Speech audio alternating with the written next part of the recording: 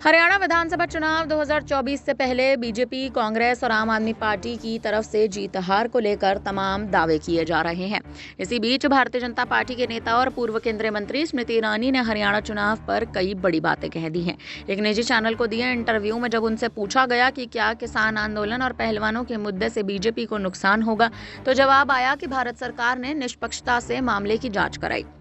उनकी मांगों पर भी ध्यान दिया। अभी मामला न्यायालय में है, इसीलिए इस पर ज्यादा टिप्पणी नहीं करूंगी। स्मृति ईरानी ने इंटरव्यू के दौरान दोनों बड़े मुद्दों से बीजेपी को राज्य में नुकसान की बात को खारिज कर दिया। बातचीत के दौरान स्मृति ईरानी से पूछा गया कि हरियाणा विधानसभा चुनाव में केजरीवाल के बाहर आने का आखिर कितना असर होगा, तो उन्होंने कहा कि मुझे लगता है कि उन्हें दिल्ली की सेवा के लिए चुना गया है। पहले यहाँ काम करके दिखाएं। यहाँ पर न सिर्फ नालियां चौक है, न सिर्फ झुग्गियां तोड़ी जा रही है, न सिर्फ गरीब परिवार परेशान है, क्योंकि यहाँ आपकी सरकार है। अगर वह अपनी संवैधानिक जिम्मेदारियों को समझते हैं तो पहले उनकी जवाबदेही दिल्ली की जनता के प्रति बनती है। उन्होंने झुग्गी वालों को बेहतर जिंदगी का वादा किया था, आखिर वो कब मिलेगी? स्मृति ईरानी ने यह भी बताया कि जहां तक हरियाणा विधानसभा चुनाव की बात है, तो उन्हें नहीं लगता कि कोई उस आदमी की राह देख रहा है जो शराब घोटाले में जेल गया है। जब केजरीवाल के दिल्ली में 3 विधानसभा चुनावों में जीत और एक बार नगर निगम में जीत की बात कहकर हरियाणा चुनाव को लेकर सवाल पूछा जाता है, तो स्मृति ईरानी का कहना है कि अगर इस कार्यक्रम स्थल से 10 किलोमीटर की दूरी पर ही कैमरा लेकर चले गए तो पता चल जाएगा कि चुनाव में किए गए वादे और जनता की सेवा देना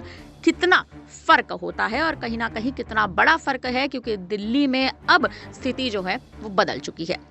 देखा जाए तो हरियाणा के विधानसभा चुनाव को लेकर स्मृति ईरानी के बड़े बयान और कहीं ना कहीं अरविंद केजरीवाल पर सीधे निशाना साधना देखना यह दिलचस्प होने वाला है कि आखिर स्मृति ईरानी जो कहीं ना कहीं किसान आंदोलन को एक बड़ा मुद्दा बना रही है, महिला पहलवानों के साथ जो कहीं ना कहीं एक तरह से जो उनके साथ घटना घटित हुई है उसको एक बड़ा मुद्दा बना रही है, हरियाणा में आखिर भारतीय जनता पार्टी के इन तमाम मुद्दों के चलते जीत दर्ज कर पाएगी, या फिर स्मृति ईरानी के जो बयान है वो कहीं ना कहीं इसी तरह सुर्खियों में बने रहेंगे।